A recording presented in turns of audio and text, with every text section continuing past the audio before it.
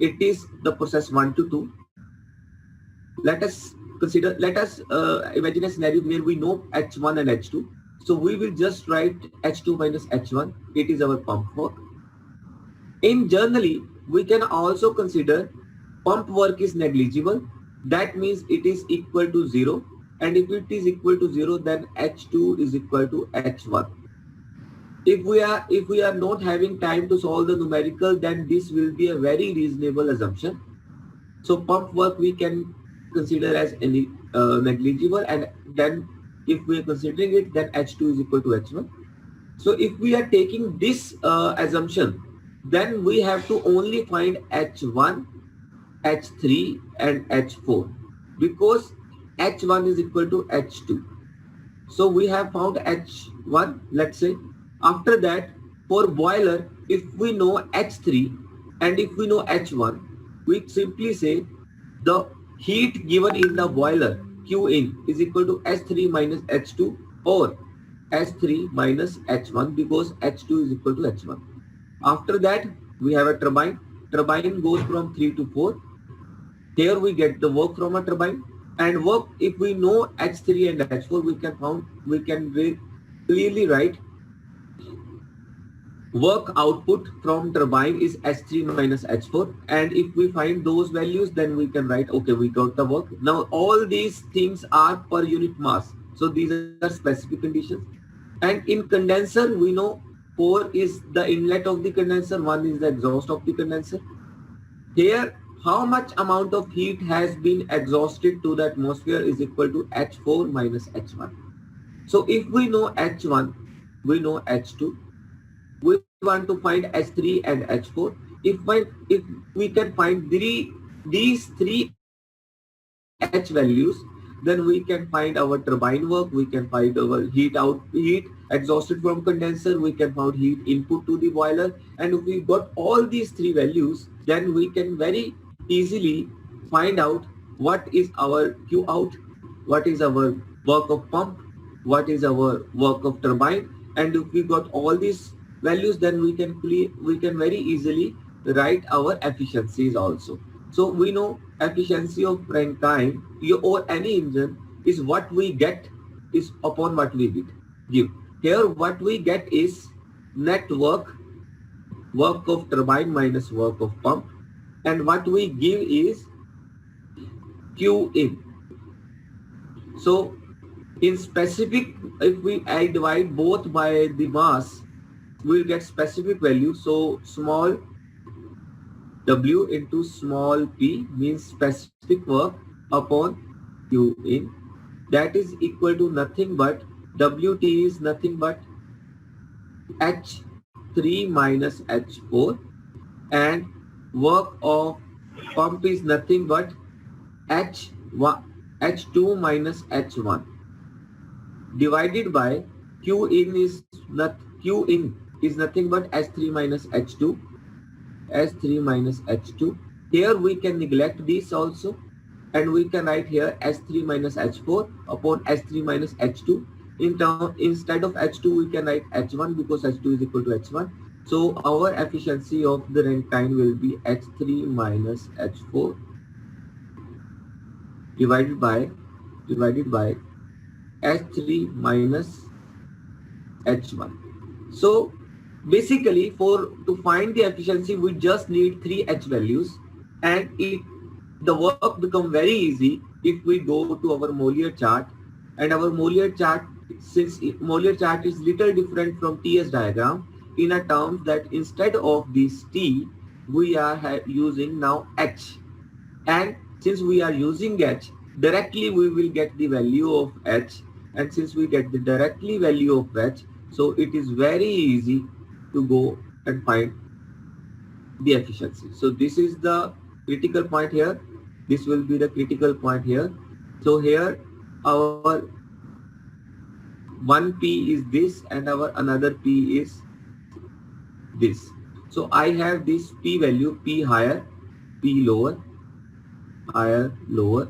So I have to put those P lines into my HS diagram also. Here in the dome line goes straight because here you are using T.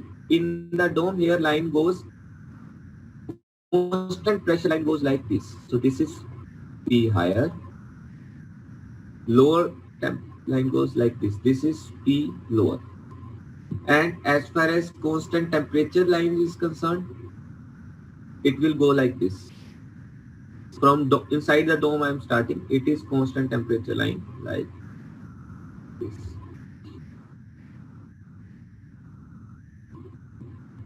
So here, if I have to make the similar Rankine diagram, let me draw with the black.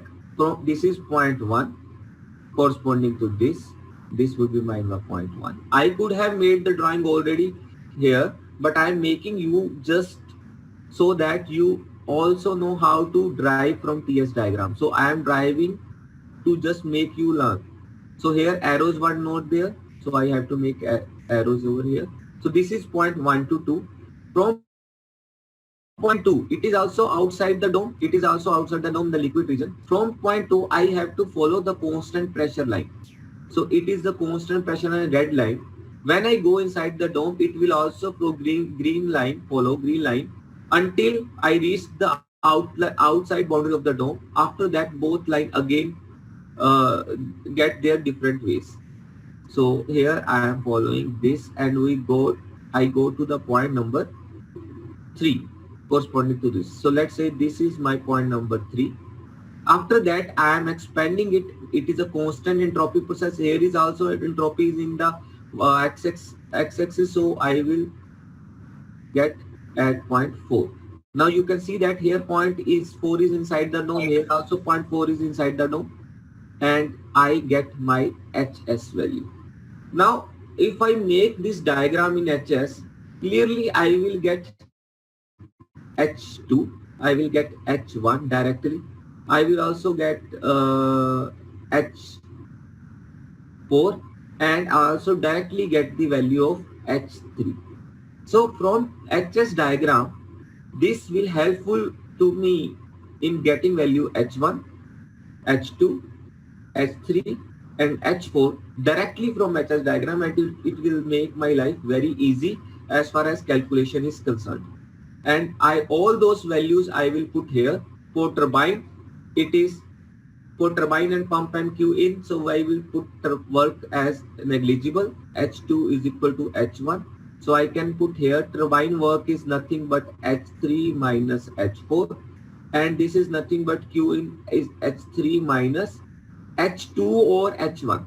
So I just need 1, 3 and 4. And if I have to compare it with this Rankine cycle efficiency with the Carnot cycle, so I have to see that what is the maximum temperature here. Here, lower temperature is fixed TL. Higher temperature we can take either we can take this temperature or this temperature or at temperature 2. So which temperature we should take? Anyone can answer? अगर मेरे को यहाँ पे Carnot efficiency निकालनी है तो T higher मेरा 0.2 का टेम्परेचर होगा, ये वाले 2 डैश का टेम्परेचर होगा, या 3 डैश का होगा, या 3 का टेम्परेचर होगा. कौन सा टेम्परेचर होना चाहिए? Anyone? So oh yeah, point number 3. Very good, very good. So you are saying point number 3. आप ये बता सकते हो कि point number 2 डैश और 3 डैश में टेम्परेचर का क्या डिफरेंस है? 0. It is same temperature. So अगर मेरे को टेम्परेचर लेनी है तो मेरे को हायर लिमिट लेनी है. मेरा बॉयलर अगर मेरे को डिजाइन करना है तो आप ध्यान से देखिए, आपका बॉयलर इस पॉइंट के ऊपर है, तो आपके बॉयलर में जब हीट देनी स्टार्ट हुई है तो 0.2 हुआ, फिर हायर टेम्परेचर 0.2 डैश हुआ, 2 डैश 3 डैश बराबर है और मैक्सिमम टेम्परेचर 3 तक पहुंचा. तो आपका बॉयलर जब थर्मल उससे डिजाइन होगा कि कितना थर्मल उसमें स्ट्रेंथ होना चाहिए, तो वो 0.3 के बेसिस पे डिजाइन होगा और मैक्सिमम पॉइंट ऑफ हीट 0.3 है, तो मैं T3 टेम्परेचर लूंगा. अगर इसकी जगह पे मैं कार्नोट साइकिल लगाता तो मेरा कार्नोट साइकिल ये लगता, लेकिन मैं अब उसको लगा नहीं सकता, तो मैं सुपर हीट में जा रहा हूं, तो मेरे को यहाँ से 0.3 से ये कांस्टेंट प्रेशर जो 0.3 पे यहाँ पे था उसका कांस्टेंट प्रेशर लाइन फॉलो करना पड़ रहा. तो मैं 0.3 वाले पॉइंट को ले जाऊंगा और उसके हिसाब से मेरे पास ये आएगा कि कार्नोट एफिशिएंसी कैसे निकालनी है। सो यहाँ पे T3 के H3 के कोरस्पॉन्डिंग टेम्परेचर है T3, H4 के कोरस्पॉन्डिंग टेम्परेचर T4। तो मेरे को यहाँ पे जो लोअर टेम्परेचर है वो है T1 और T2 कोई सम अदर टेम्परेचर, उसको मेरे को यूज ही नहीं करना, मेरे को सबसे लोअर टेम्परेचर देखना है और सबसे हायर टेम्परेचर। तो मेरे पास यहाँ पे कार्नोट का एफिशिएंसी आ जाएगा, आपको पता कार्नोट एफिशिएंसी का होता है Q1 minus Q2 upon Q1 work done. इसको मैं लिख सकता हूँ T1, क्योंकि ये कार्नोट ही मेरे को सुविधा देता है कि मैं रेशियो ऑफ हीट को रेशियो ऑफ टेम्परेचर लिख सकता हूँ। So this is nothing but 1 minus T2 upon T1। तो मेरे पास T1 की value, T1 is nothing but जो हो जाएगा, सॉरी यहाँ पे Q1 माइनस Q2 वो अलग से चीजें आ जाएंगी। तो यहाँ पे ये वैल्यूज के साथ आपको चेंज नहीं करना है। यहाँ पे जो Q1 की वैल्यू है और Q2 की वैल्यू है उसमें आप अलग तरीके से, अगर मैं यहाँ पे देखना चाहूँ तो वो H के कोरस्पॉन्डिंग आएगी। अब इसको अगर मैं भूल जाऊं, यहाँ पे आ जाता है 1 माइनस ये T2 था, that means T lower divide by ये T1 था, दैट मीन्स T हायर। तो यहाँ पे T हायर टेम्परेचर हम कर रहे थे T3 से, T लोअर हम कर रहे थे T1 से, तो T1 बाय T3 आ जाएगा। अगर मैं अदर वे आपको और चीज बताने की कोशिश करूं, just one give me a minute. तो यहाँ पे अगर मेरे पास ये डायग्राम बन रही है, जस्ट वन मैं कॉपी कर लेता हूँ, जस्ट वन, सो दैट ये कंसेप्ट आपका खराब ना हो, इसलिए मैं आपको थोड़ा सा और इसमें एक्सप्लोर कर देता हूँ, फिर हम थोड़ा आगे जाते हैं। सर जो एफिशिएंसी निकाली आपने, हाँ तो इसमें कंप्रेसर का भी माइनस नहीं करेंगे? बेटा कंप्रेसर है ही नहीं इसमें, कंप्रेसर है ही नहीं, कंप्रेसर की जगह पंप है। और मैंने आपको बार बार कहा है जहां पे पंप आ गया उसको नेग्लिजिबल कर देंगे। अगर कंप्रेसर होता कभी भी निग्लेक्ट ना करते। अगर बच्चे ये चीज यहाँ पे होती ना, ये कंप्रेसर होता तो कभी भी निग्लेक्ट ना करते। सर आपने एक चीज और बोली थी तो सर, हाँ? जो आइडियल केस से रैंकिन साइकिल में डिफरेंस ये होता है कि उसमें इंटरनल फ्रिक्शन लेते हैं और एक्सटर्नल फ्रिक्शन लेते हैं। हाँ हाँ, फिर कौन सा लेते हैं इसमें? नहीं ये देखो, ये आपका रैंकाइन साइकिल है। रैंकाइन साइकिल में ये अजम्पशन है कि ये इसमें कोई भी इंटरनल फ्रिक्शन नहीं है, ये इंटरनली रिवर्सिबल है। लेकिन रैंकाइन का आगे जब हम इसको रैंकाइन के बेस पे कोई भी साइकिल बनाएंगे तो वो साइकिल हो जाएगा vapour power cycle. Vapour power cycle actual condition को देखता है, वो कहता है कि नहीं भाई कोई भी सिस्टम करेंगे तो उसमें इंटरनल फ्रिक्शन तो होगी। तो जो इंटरनली इरिवर्सिबल है वो है एक्चुअल वेपर पावर साइकिल, जो इंटरनली रिवर्सिबल है वो है रैंकाइन साइकिल। सिर्फ इसमें इंटरनल रिवर्सिबिलिटी का फर्क है। पर मैं यहाँ पे ये कह रहा था, अगर आप इसी के कोरस्पॉन्डिंग आप कार्नोट साइकिल की बात करो तो आप कार्नोट साइकिल इस तरीके से बनाओगे, ये कार्नोट साइकिल बन जाए। इसमें हायर टेम्परेचर जो आपका है वो है T3 और लोअर टेम्परेचर जो है वो है T1। तो यहाँ पे कार्नोट साइकिल की एफिशिएंसी आ जाएगी 1 minus T lower upon T higher, यानी कि 1 minus T3 upon T1। Generally आप क्या करते थे, सॉरी T3 लोअर तो नहीं, T3 हायर है, यहाँ पे T1 अपॉन T3।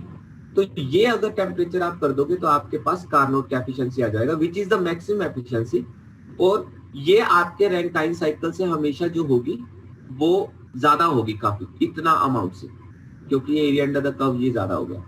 तो आपके पास ये अपर लिमिट सेट कर देगा और आप उस तरीके से कैलकुलेट कर लेते हो। अदरवाइज आप हमेशा ये करते थे कि यहाँ पे Q1 हीट है, ये Q1 हीट जा रही है, ये Q2 हीट जा रही है, तो Q1 Q2 के हिसाब से यहाँ पे अगर जो मैं उस तरीके से करूं तो it will be Q1 minus Q2 upon Q1। तो यहाँ पे आपका हो जाएगा 1 माइनस Q2 अपॉन Q1। अब यहाँ पे Q2 जो टेम्परेचर है वो नीचे का टेम्परेचर है, ये वाला, ये यहाँ पे Q2 जा रहा है, Q2 कोरस्पॉन्डिंग कर रहा है T1 को, तो ये आ जाएगा 1 माइनस T1। और Q1 कोरस्पॉन्ड कर रहा है टेम्परेचर T3 से, तो यहाँ पे आ जाएगा T3। बेसिकली ये होता है Q lower upon Q higher, तो T लोअर यहाँ पे T1 है, T हायर यहाँ पे T3 है, तो नोटेशंस में कभी कंफ्यूज नहीं होना। इसके बाद मैं आपको एक और चीज बता रहा था कि हमको अगर हर एक जगह पे H की वैल्यू पता लग जाए तो हमारा काम बहुत आसान हो जाएगा। आप ये कर चुके हो। H की वैल्यू कैसे पता लग सकती है? H1, H2, H3 अगर हम HS डायग्राम बना ले। आपने HS डायग्राम अब हम HS डायग्राम को देखते हैं। जो हम HS डायग्राम को जब हम देख रहे हैं, just give me a minute, मैंने अभी ड्रॉ किया, ये रहा। ये HS डायग्राम को देखने हैं तो हमको H1, H2, H3 और H4 चाहिए, और हम अगर HS डायग्राम से डायरेक्टली वो देख पाए तो वो बहुत अच्छी बात हो जाएगी। अब वो हम कैसे देखेंगे? आपके पास ये चार्ट दिया हो रहता है, आपके पास वो आपको इस चार्ट में या तो 0.4 का वैल्यू देंगे या 0.3 का वैल्यू देंगे। और 0.4 को वो क्या कह सकते हैं? वो 0.4 को कह सकते हैं, क्वेश्चन ये कह सकता है, it is the inlet to the compressor, sorry to the condenser, inlet condition to condenser. या फिर इसको ये भी कह सकता है एग्जॉस्ट ऑफ,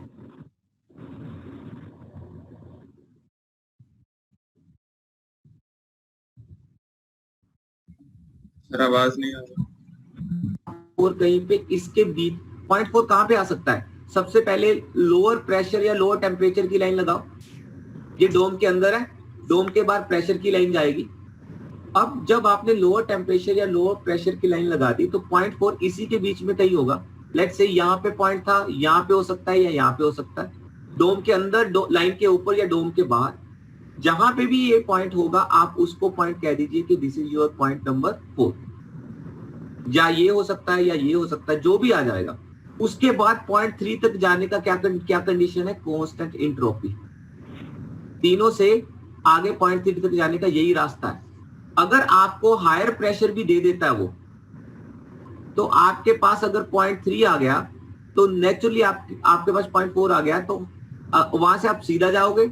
हायर प्रेशर आपको पता है तो 0.3 यू विल गेट ऑटोमेटिकली। तो एक पॉइंट दे दिया, उससे पता है कि डायरेक्शन यही जानी है। दूसरा प्रेशर दे दिया तो दोनों लाइन जहां कटेंगे आपको दोनों पॉइंट आ जाएगा और आप दोनों से H3 और H4 निकाल लोगे। कई बार क्या होता है, आपको 0.4 की जगह से 0.3 दे देता है। ओके, हायर प्रेशर दिया, ओके, हायर प्रेशर के ऊपर आपने को हायर टेम्परेचर भी दे दिया, ओके, तो हायर टेम्परेचर हायर प्रेशर से आपके पास 0.3 आ गया। अब लोअर प्रेशर दिया हुआ है आपको, ये रहा लोअर प्रेशर। अब लोअर प्रेशर हायर प्रेशर दे दिया तो आप 0.4 कैसे निकालो? आपको पता है 3 से 4 तक जाने का एक ही रास्ता है, कांस्टेंट एंट्रोपी। नीचे का प्रेशर आपको दिया है, जहां कट गया आपके पास वो नीचे का भी पॉइंट आ गया, तो इससे आपके पास 0.4 आ जाता है।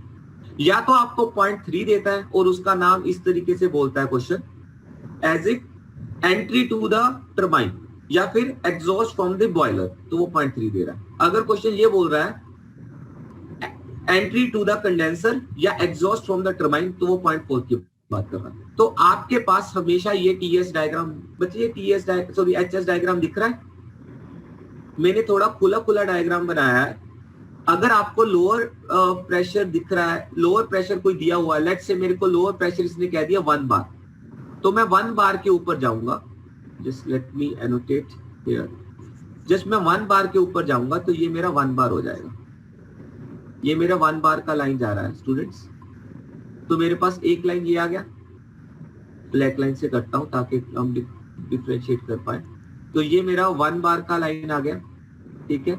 अगर मैं इसके बाद मेरे को उसने लेट्स से कि 20 बार भी दे रखा है, दूसरा पॉइंट जो है वो मेरा 20 बार है, तो 20 बार का, ये 1 बार का है, ये मेरा 20 बार का है, या 50 बार का ले लीजिए।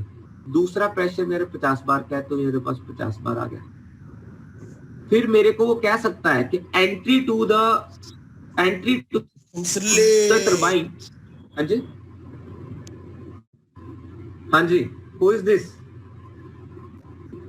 एंट्री टू द टरबाइन जो है वो 50 बार पे है और आपके पास कुल टेम्परेचर है 300। तो मेरे पास अगर मैं 300 टेम्परेचर की भी लाइन लगाता हूं तो मेरे पास ये 300 की लाइन आ गई। यहां से मेरे पास ये पॉइंट फिक्स हो गया और ये पॉइंट लाइन से इधर है, तो सुपर हीटेड पॉइंट आ गया 3। ये भी कह सकता है कि एंट्री टू द टरबाइन 50 बार पे और x की वैल्यू 0.95 है, तो x की वैल्यू मेरे को पता डोम के अंदर ही हो सकती है, तो मैं x की वैल्यू 0.95 ये वाले पॉइंट लेता हूं, तो मेरा 0.3 आ जाएगा। और ये भी कह सकता है एंट्री टू द टरबाइन जो है वो मेरी ड्राई सैचुरेटेड है, तो मेरे पास नेचुरली ये लाइन आ जाएगी। तो मेरे पास 3 डोम के अंदर, डोम के बाहर। डोम के अंदर होगा तो x की वैल्यू होगी, डोम के बाहर होगा तो टेम्परेचर होगा, अगर लाइन के ऊपर होगा तो उसने कहा होगा ड्राई सैचुरेटेड। जो 0.3 आ गया उससे सीधी लाइन लगा देना। उससे आपको अगर लोअर प्रेशर या लोअर टेम्परेचर पता है तो आपको नीचे की लाइन लगी होगी, तो आपके पास पॉइंट नंबर 4 आ जाएगा। और इससे आपके पास H3 की वैल्यू आ जाएगी कोई भी, और H4 की वैल्यू आ जाएगी। लेकिन आप देखिए, आप जब भी अपने चार्ट में जाओगे आपको चार्ट का ये हिस्सा ही मिलता है, उसमें H1 और H2 आप कभी भी नहीं निकाल सकते। तो H1 और H2 में तो आप कई बार कंपैरिजन करते हो, H1 is equal to H2, तो आपको सिर्फ H1 का वैल्यू निकालना है। H1 का वैल्यू निकालने के लिए बच्चे आपको हमेशा ये देखना होगा कि आपको लोअर प्रेशर या टेम्परेचर दिया होगा। Either you have been given T lower जो कि 30-40 डिग्री सेल्सियस होगा, या आपको प्रेशर लोअर दिया होगा P लोअर, वो होगा 1 बार, 0.5 बार या 0.4 बार या 0.8 बार, कुछ भी दिया होगा। तो आप अपने इस प्रेशर और इस लोअर टेम्परेचर को ही T सैचुरेटेड मान लीजिए अगर ये दिया है, अगर P लोअर दिया है तो उसको P सैचुरेटेड मान लीजिए, और उसमें आप अपने डायग्राम में आप अपने स्टीम टेबल में जाएंगे और स्टीम टेबल में जाके आप उसको सॉल्व करेंगे, उसको क्वेश्चन फाइंड करेंगे। कैसे? H1 H2 H3 हो गया, उसके बाद अगर लोअर पे जाना है तो आप अपने स्टीम टेबल पे जाओगे। ये देखो मैं गया स्टीम टेबल पे, मान लीजिए मेरे को लोअर टेम्परेचर दिया हुआ है, वो दिया हुआ है 40 डिग्री सेल्सियस, तो मैं टेम्परेचर टेबल में जाऊंगा बच्चे।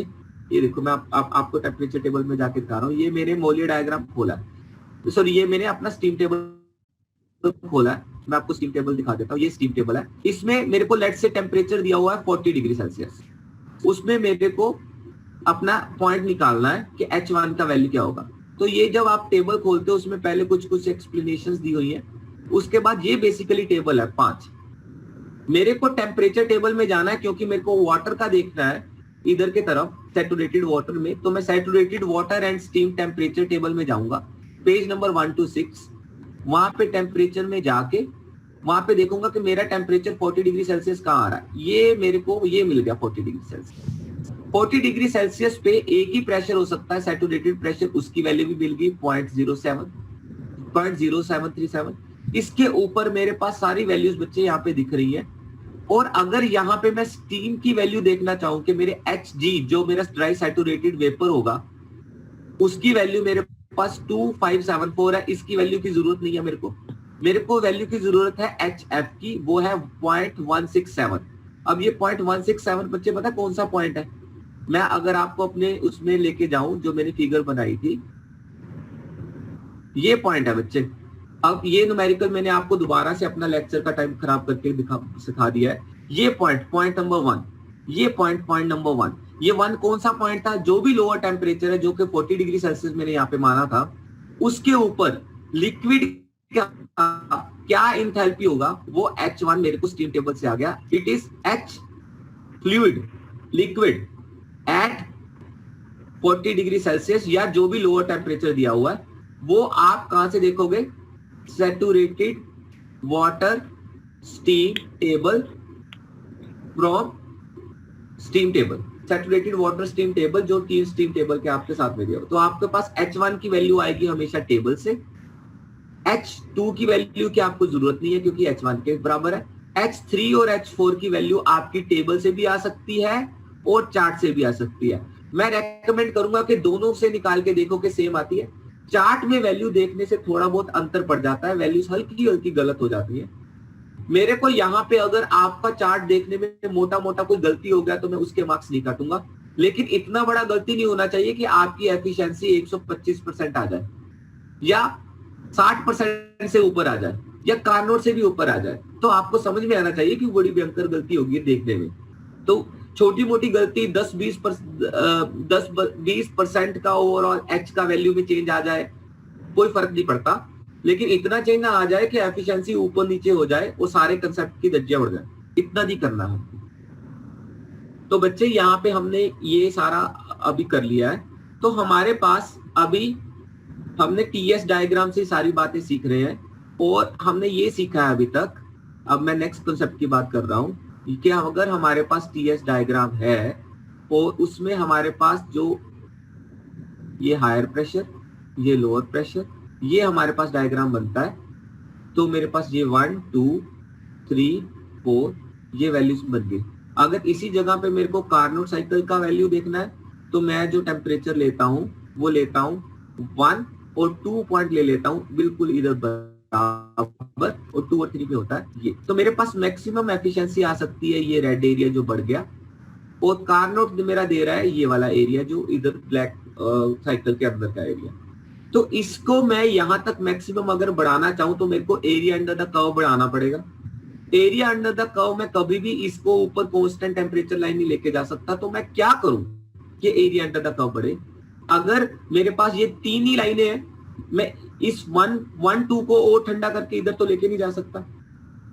तो बच्चे अगर मेरे को इस एरिया अंडर द कर्व बढ़ाना है तो या तो मैं 1 4 लाइन को नीचे कर दूं थोड़ा सा और, तो मेरा ये एरिया बढ़ सकता है।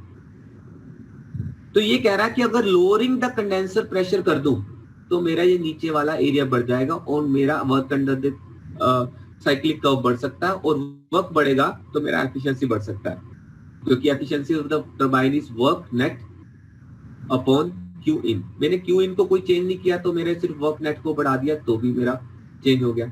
Work net is equal nothing but Q1 minus Q2 upon Q1। अब यहाँ पे अगर Q1 बढ़ जाए, चाहे वो डिनोमिनेटर में भी है लेकिन आपका न्यूमिनेटर भी तो बढ़ेगा, तो वो कह रहा है कि अगर Q1 को भी बढ़ा दूं, मैं Q1 को इसके ऊपर तो लेके नहीं जा सकता, मैं ऐसे कर सकता हूँ कि 0.3 को थोड़ा और आगे ले जाता हूँ, 3 को यहां तक ले जाता हूँ। तो उससे क्या होगा, ये पॉइंट मेरा नीचे आएगा और ये इधर आएगा कांस्टेंट प्रेशर, तो मेरा ये वाला एरिया और बढ़ सकता है। और तीसरा क्या चूज हो गया, 1 2 को तो कुछ चेंज नहीं कर सकते, वहां पे तो पंप है। तीसरा ये है, वो कहता है कि आप बॉयलर प्रेशर ही तो बढ़ा सकते हो, 0.2 को यहाँ पे ले जाओ, ठीक है, कांस्टेंट प्रेशर लाइन फॉलो करनी है तो ये वाली कर लो, तो ये लाइन बढ़ जाएगा। तो मैं एक इसमें 3 जगह पे एरिया बढ़ा सकता हूं, या तो कंडेंसर प्रेशर को लोअर कर दूं तो मेरा एरिया बढ़ जाएगा, या मैं सुपरहीट कर दूं 3 को आगे ले जाऊं और ज्यादा सुपरहीट कर दूं हायर टेम्परेचर तक, तो मेरा यहाँ पे आके और एरिया बढ़ जाएगा, या मैं बच्चे बॉयलर प्रेशर को ही बड़ा कर दूं। तो इन सभी चीजों में से जो भी मैं चीज करना चाहूंगा उससे मेरे पास मेरे एफिशिएंसी बढ़ने का और कार्नोट एफिशिएंसी के थोड़ा सा और पास होने का चांस आ सकता है। क्यों ना ज्यादा एफिशिएंसी के ऊपर जाया जाए। मैं हर एक केस को डिस्कस करता हूँ। सबसे पहले ये कह रहा है कि lowering the condenser pressure, a reduction in condenser pressure automatically reduce the temperature at which heat is rejected and it improves the thermal efficiency। अगर मैं बात करूं तो वो एरिया भी बढ़ रहा है, अगर दूसरी तरफ बात करूं तो T लोअर और नीचे जा रहा है, तो अच्छी बात है ना, उससे कर सकता है। स्पेशली इन, तो जैसे ही आप T लोअर जाओगे, अब मैं आपको यहाँ पे दिखाता हूँ, ये अभी ये लाइन बहुत इंपॉर्टेंट है, क्विज में आती है। The condenser of steam power plants usually operate well below the atmospheric pressure in order to take advantage of increased thermal efficiency और low pressures। आप ये वाला जो नीचे वाला पॉइंट है, 4th पॉइंट, ये किसी लोअर टेम्परेचर पे लेके जाना चाहोगे। आप कोई स्टूडेंट यहाँ पे मेरे को अनम्यूट करके बोले कि टी लोअर, कितना लोअर जा सकते हो आप?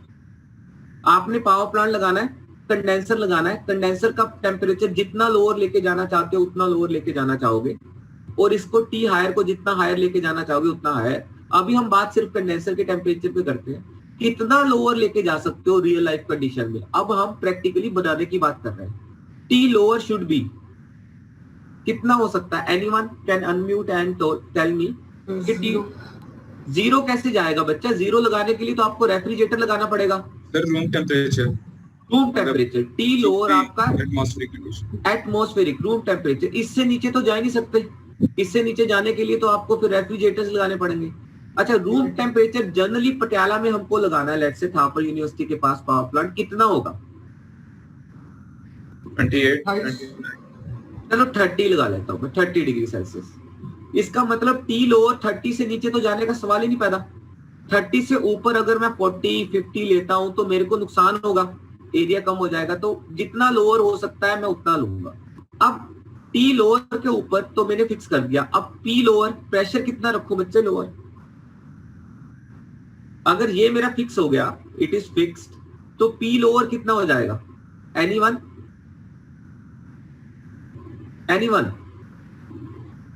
फिर से बोलो। अगर मेरा टी लोअर फिक्स हो गया 30 डिग्री सेल्सियस, तो मेरा जो कंडेंसर है वो किस प्रेशर पे होगा? ये लोअर फिक्स हो गया इक्वल टू 30। अब पी लोअर किस? एटमॉस्फेरिक प्रेशर, यानी कि 1 बार के ऊपर।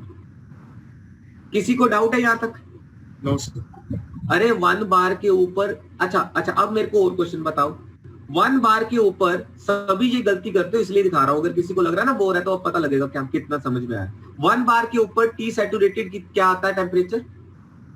1 बार के ऊपर कितने टेम्परेचर पे बॉइल करती है वाटर? 100 degree Celsius. तो बच्चे डोम के अंदर तो एक टेम्परेचर के कोरस्पॉन्डिंग एक ही प्रेशर होगा। 1 बार के कोरस्पॉन्डिंग टेम्परेचर तो 100 होता है हमेशा। तो अगर अंदर का टेम्परेचर फिक्स कर दिया आपने, लोएस्ट ऑफ लोएस्ट जाना चाहते तो वो 30 एटमॉस्फेरिक ही जा सकते हो, तो अंदर का प्रेशर अपनी मर्जी से कैसे ले सकते हो? वो तो 30 डिसाइड करेगा कि क्या what is P saturated at 30, क्योंकि आपको 30 पे फेज चेंज कराना है। हाँ जी सर। तो वो पी सैचुरेटेड 30 पे क्या आता है बच्चे, इसलिए मैं दिखा रहा हूँ ये आपको। पी 30 के ऊपर पी सैचुरेटेड कम आएगा बहुत। तो पी सैचुरेटेड क्या आता है मैं आपको दिखाता हूँ यहाँ पे। ये रहा 30 आपका, 30 के ऊपर पी सैचुरेटेड आ रहा है 0.04242, 0.1 भी नहीं है, इतना कम। ये वैक्यूम प्रेशर है। दैट्स वाई, क्योंकि आप लोअर जाते हो। अगर आप अपने इस लोअर को 1 बार पे रख लोगे तो आपका टी लोअर 100 फिक्स हो जाएगा, लेकिन आप उसको 30 तक देना चाहते हो। दिस इज द रीजन कि आपका 0.4 जो होता है वो हमेशा वैक्यूम में होता है और आपको वैक्यूम पंप लगा के वो क्रिएट करना पड़ता है। किसी को यहां तक कोई डाउट? सर एक बार जो लोअर टेम्परेचर आपने रूम टेम्परेचर का बोला था, एक बार उसका रीजन फिर से बता दीजिए। अरे अगर हम सबसे लोअर टेम्परेचर तक लेके जाना चाहते हैं अपने कंडेंसर को, कितना लोअर तक लेके जा सकते हैं? जितना रूम है उससे लोअर तो लेके नहीं जा सकते। अगर आपके पास कोई गर्म चाय पड़ी है, आप उसको कितना ठंडा कर सकते हो विदाउट यूजिंग रेफ्रिजरेटर? कितना ठंडा कर सकते हो? जितना रूम टेम्परेचर उससे ठंडा नहीं कर सकते। अगर आपको ठंडे से ठंडा भी करना है तो आप रूम टेम्परेचर तक ही कर सकते हो without using external heat. Otherwise आप फिर 100 डिग्री के ऊपर लेके जाओ तो फिर वो ठंडा नहीं हुआ, लूज करोगे। तो टी लोअर अगर फिक्स्ड हो गया तो पी लोअर भी फिक्स होगा कोरस्पॉन्डिंग टू टी लोअर। समझ में आ गया? तो इसके कारण एक तो ये क्वेश्चन हमेशा क्विज में आता है और मैं डालूंगा कि क्या जनरली आपका पावर प्लांट का एग्जॉस्ट एटमॉस्फेरिक प्रेशर में होता है या वैक्यूम में? तो इसका आंसर क्या है बच्चे? Vacuum, always vacuum. अच्छा, अब मेरे को एक और इंटरेस्टिंग क्वेश्चन का आंसर बताओ। मेरे एक पावर प्लांट लगाया बिल्कुल सेम, एक लगाया पटियाला में, एक लगाया शिमला में। कौन से कोई चीज डिफरेंट नहीं है, कौन से पावर प्लांट की एफिशिएंसी ज्यादा होगी? दोनों की सेम होगी। क्यों? शिमला वाले टेम्परेचर डिफरेंस देख रहे हैं ना। हाँ भाई, सेम नहीं होगी। शिमला रूम टेम्परेचर शिमला में कम होगा ना। शिमला में जो टेम्परेचर, पटियाला में टेम्परेचर अगर आज 30 है तो शिमला में 25 तो होगा, वो 20 होगा बल्कि। तो वहां पे हम 20 तक जा सकते हैं और प्रेशर और लोअर कर सकते हैं। Lowering the condenser pressure means, ये तो डिपेंड करता है लोअरिंग टेम्परेचर के ऊपर, हमारे हाथ में तो है ही नहीं। तो जो जगह ज्यादा ठंडी होगी उसमें आपको ज्यादा वर्क मिलेगा और आपका ज्यादा एफिशिएंट होगा। अगर मैंने एक पावर प्लांट यहाँ पे बनाया और एक न्यू जर्सी में बनाया, तो न्यू जर्सी का पावर प्लांट अगर सेम चीजों में लगा है तो लोअर टेम्परेचर उसका एटमॉस्फेयर डिसाइड कर रहा होगा और जहाँ पे ठंडा एटमॉस्फेयर है वहां पे एफिशिएंसी ज्यादा होगी। Yes question sir. जब लेकिन जो बॉयलर जब चलेगा हमारा, सर बॉयलर तो सर हमारा एटमॉस्फेरिक टेम्परेचर जो नॉर्मल टेम्परेचर होता है वहां से राइज करता है टेम्परेचर। अरे नहीं बच्चे, गलत। 0.1 से 2 तक बॉयलर जो है, ये 0.2 मान लीजिए 200 बार है। अब 200 बार के ऊपर ये जो बॉइलिंग टेम्परेचर है ये बहुत ज्यादा होगा। 200 बार पे कितना बॉइलिंग टेम्परेचर है मैं दिखा देता हूँ यहाँ पे। जो बॉइलिंग टेम्परेचर है 200 बार पे, फिर हम सुपर हीट भी कर रहे हैं। आप ये देखो यहाँ पे, अगर मैं 200 बार तक लेके जाना चाह रहा हूँ, मैं आपको ले चलता हूँ 200 बार पे। Just 1 minute, give me time. अब यहाँ पे सर बहुत जैसे कि अगर हम लोग पटियाला में होते तो सर हमें सर 28 डिग्री सेल्सियस से स्टार्ट करना पड़ता, मतलब नहीं, मैं बता रहा हूँ, रुको। ये रहा 300 बार। अब मैं मान लो कि प्रेशर 200 प्रेशर टेबल के पास जाता हूँ, मैं बताता हूँ। आपका क्वेश्चन भी समझ गया मैं, मेरे को टाइम दो। यहाँ ये प्रेशर टेबल आ गया। प्रेशर टेबल में मैंने 200 बार तक लेके जा रहा हूँ, तो मैं ये आ गया। अब 200 बार के ऊपर टेम्परेचर कितना है मेरा जहां पे वो बॉयल करेगा, 365। अब इसको देखिए बच्चे, जो आप कह रहे हो हाँ, यहाँ पे आपने 200 बार तक लेके आ गया। अब आप कह रहे हो यहाँ पे ये वाला भी तो यहाँ पे हायर टेम्परेचर देना पड़ेगा। बेटा हायर टेम्परेचर को मैंने फिक्स कर दिया है। आप कह रहे हो यहाँ से ये, अच्छा या तो आप यहाँ से यहाँ जाओगे 30 से, या आप यहाँ से यहाँ जाओगे। बेटा ये तो नेग्लिजिबल है, मैंने कई बार आपको कहा है H1 minus H2 is negligible. ये अगर मेरे को यहाँ पे 100 रुपए का बिजली मिल रहा था, 100 रुपए का टरबाइन था, यहाँ पे 5 पैसा लगे या 7 पैसा लगे, क्या फर्क पड़ता है? 7 पैसा भी नेग्लिजिबल है, 5 पैसा भी नेग्लिजिबल है, जो आपके क्वेश्चन का मैं आंसर करूं, क्योंकि पंप है।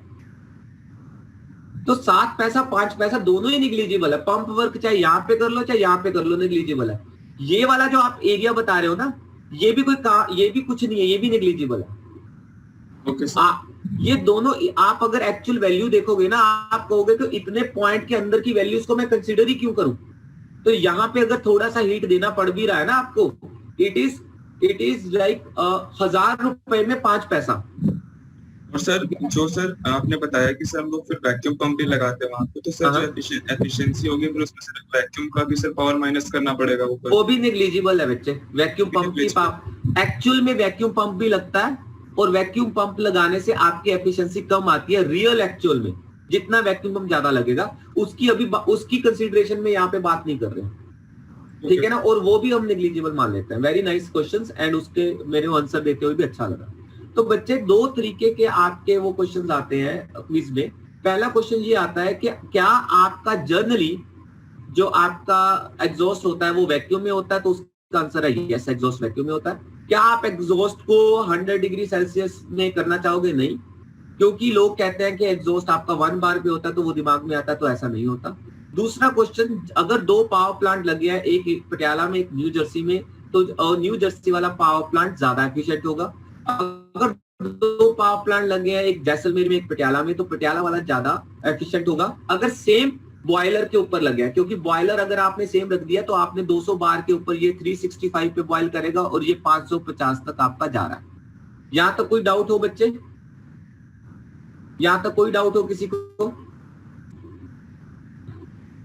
ओके, सो नेक्स्ट अब आ गया लोअरिंग कंडेंसर प्रेशर के बाद आ गया super heating the steam to high temperature. अगर अब आपको टेम्परेचर हाई करना है तो आपने बॉयलर प्रेशर फिक्स कर लिया, keeping all other factors same. If cycle efficiency can be increased by heating the steam to higher temperature at constant pressure in superheat region before allowing it to expand. Superheating steam also reduces the moisture content at the turbine exit and result in less erosion of the turbine. तो वो इस बात को बात कर रहा है बेटा। अगर आप 3 यहाँ पे लेके जा रहे थे तो क्यों ना आप 3 को यहाँ पे ले जाऊं, उससे आपका 4 पॉइंट और बाहर आएगा और इतना आपका और एरिया अंडर द कर्व बढ़ जाएगा। तो आपका ये यहां से लेके यहां तक क्यू इन नहीं हो रहा था ना, क्यू इन को आप यहाँ पे बढ़ा भी सकते हो। अगर मैं इसको कंपेयर करूं ना, यहाँ पे कार्नोट एफिशिएंसी क्या है, is equal to 1 minus T, या इसको मैं T4 कह दूं या T1 कह दूं, एक ही बात है। 1 माइनस ये T4 कह देता हूं इसको, डिवाइडेड बाय T3। ये तो मेरे पास हो जाएगा कार्नोट एफिशिएंसी, क्योंकि कार्नोट का साइकिल अगर मेरे कोरस्पॉन्डिंग साइकिल की बात करूं तो मेरा ये हो जाएगा। अगर मैं अपने रैंकाइन का भी एवरेज मीन टेम्परेचर ले लेता हूं तो ये उसको, इस लाइन को ये टेम्परेचर कम कर रहा है, ये बढ़ा कर रहा है, तो मेरा मीन टेम्परेचर हो जाएगा ये वाला। अगर मैं अपना सुपर हीटेड बढ़ाता जाता हूं तो मेरा मीन टेम्परेचर ऊपर की तरफ जाता जाएगा। तो अगर मैं इसमें रैंकाइन की एफिशिएंसी की बात ले लेता हूं, it is nothing but H3 minus H4 upon H4, sorry हाँ, H3 माइनस H1। तो ये Q इन हो गया, it is nothing but Q in work total 3 minus 4। इसको मैं ऐसे भी लिख सकता हूं 1 माइनस T लोअर, तो बच्चे सेम ही है 4। यहाँ पे mean temperature of heat addition लिख देता हूं T मीन। ये जो mean temperature of heat addition है, बच्चे प्लीज अनम्यूट योरसेल्फ, मेरे को 5 मिनट ही रह गए हैं यहाँ पे, आप ही के बेनिफिट के लिए कह रहा हूं, तो आई विल डू दैट।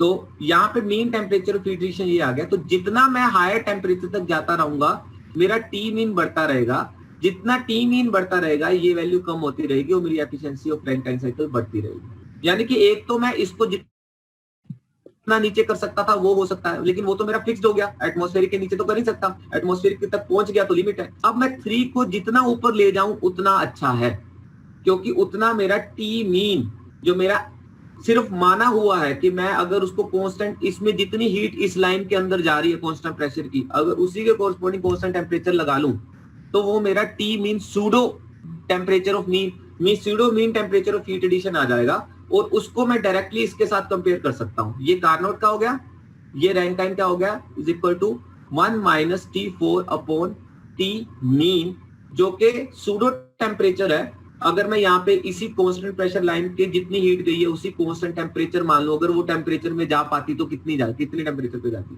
तो जितना मैं ये टेम्परेचर बढ़ाता जाऊंगा उतना टी मीन बढ़ता जाएगा। अच्छा, मेरे को सिर्फ एक क्वेश्चन का आंसर दे दो, मैं यहाँ पे एंड करता हूँ। मैं T3 को कितना बढ़ा सकता हूँ? यहाँ 3 ले सकता हूँ, ये ले सकता हूँ, ये ले सकता हूँ, ये ले सकता हूँ, कितना आगे तक जाऊं? जितना हमारा मटेरियल अलाउ करता है, जितना अपना मटेरियल अलाउ करता है। तो 3 point is limited to metallurgical conditions, और मेटलर्जिकल कंडीशन कहती है कि आप 650 डिग्री सेल्सियस से ज्यादा आगे जाओगे तो आपका मटेरियल मेल्ट होने लग जाएगा, बॉयलर ही काम करेगा। तो 650 इज द मैक्सिमम लिमिट, उसके कोरस्पॉन्डिंग जो टी मीन आ गया, डन। सुपर हीटिंग हम करना चाहेंगे, उससे एडवांटेज होती है कि हमारा एफिशिएंसी बढ़ता है। हम 4 पॉइंट को इसके बाहर भी लेके जाना चाहेंगे, क्योंकि हम नहीं चाहते हमारा कंडेंसर ये वाले सुपर हीटेड रीजन में भी चले, मुश्किल होती है कंडेंसर डिजाइन करना। सर ये तो जब X1 हो जाएगा तब तक ही सुपर हीट कर सकते हैं।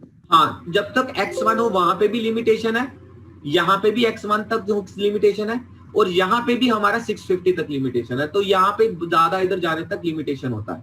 उसके बाद अगर बात करें, सुपर हीटेड की बात कर ली, लेकिन आपके पास एक और चीज चाह रहा है। अगर आपके पास वो नहीं कर सकते सुपर हीट, तो आप कम से कम बॉयलर प्रेशर ही बढ़ा दो। यहां तक तो आपकी लिमिटेशन आ गई नीचे वाले की, लेकिन चलो आप यहां से आगे नहीं जा सकते, ये मत करो। आप अपने बॉयलर जो अपना ये ले रहे थे उसको ज्यादा, ये पहले आप 200 पे ले रहे, पहले आप 180 पे ले रहे थे, अब 200 पे ले लो। अगर 200 तक ले लोगे तो ये एरिया आपका बढ़ जाएगा, लेकिन मेटलर्जिकल लिमिट वही रहेगी, तो आपको यहीं से वापस आना पड़ेगा। प्रेशर बढ़ाने का नुकसान ये होता है कि आपका ये पॉइंट अंदर की तरफ आ जाएगा, 4'। हाँ जी, क्या सर 4 पॉइंट को हम डोम के बाहर क्यों लेना चाहेंगे? नहीं लेना चाहते कभी 4 पॉइंट को, कभी डोम के बाहर नहीं लेना चाहते, इसके अंदर ही रखना चाहते हैं। क्योंकि डोम के बाहर लेंगे तो आपका जो कंडेंसर है वो आपका सुपर हीटेड रीजन में आ जाएगा, उसमें कंडेंसर को डिजाइन करना मुश्किल होता है। हम कहते हैं कि 4 पॉइंट या तो इस लाइन पे आ जाए तो परफेक्ट है, या फिर आपका 85.85 पे टरबाइन खराब हो जाती है, एक्स अगर इससे कम हो जाए तो आप 0.4 को लिमिट करते हो कि 0.85 से लेके 1 के बीच में रहे, 85 to 1, x is equal to 0.85 to 1 के बीच में ही आपका कंडेंसर रहे, आप सुपर हीटेड में नहीं जाना चाहोगे। तो मैक्सिमम 3 पॉइंट आपका यहाँ तक ही आता है, और क्योंकि आप इसमें ये 65 से ऊपर चलते हो तो यहाँ पे नहीं जा सकते, तो दिस इज द रिंग। या तो इसको बढ़ा दो, ये लिमिट आ जाती है, या फिर इसको बढ़ा दो तो आपका 4 पॉइंट अंदर चल जाता है। अगर आप प्रेशर बढ़ाते हो तो आपका ये ब्रीच होने का चांसेस होता है। अगर आप टेम्परेचर बढ़ाते हो सुपर हीटेड रीजन में तो मैक्सिमम टेम्परेचर 650 ब्रीच होने के ज्यादा चांसेस हो जाते हैं, और नीचे x के 1 इज इक्वल टू यहाँ पे सुपर हीटेड जाने के चांसेस हो जाते हैं। तो दोनों में ये लिमिटेशन है। लोअर टेम्परेचर के तो ऊपर आपने फिक्स कर दिया जो भी एटमॉस्फेरिक होगा, बाकी दो जो चांस बच गए, या तो बॉयलर प्रेशर बढ़ाओ या आपका ये बढ़ाओ। अब हम इन दोनों के बीच का कोई तरीका ढूंढेंगे नेक्स्ट क्लास में। एनी अदर डाउट बच्चे? सर ये जो x वाला आपने तब बोला कि 0.85 और 1 के बीच में होना चाहिए, इसका मतलब तो सर बॉयलर बंद ही नहीं होता होगा, तो कितने सालों बाद बंद होता होगा? अरे बॉयलर एक बार चल गया तो 3-3 साल नहीं बंद होता, वो 3-3 4-4 साल। मैंने कई बॉयलर ऐसे भी देखे जो 6-6 साल बंद नहीं हुए। एक बार चल जाए तो वो 6-6 साल चलते रहते हैं, 24 आवर्स। ठीक है ना? 5 जनरली 3.5 से 4 साल बाद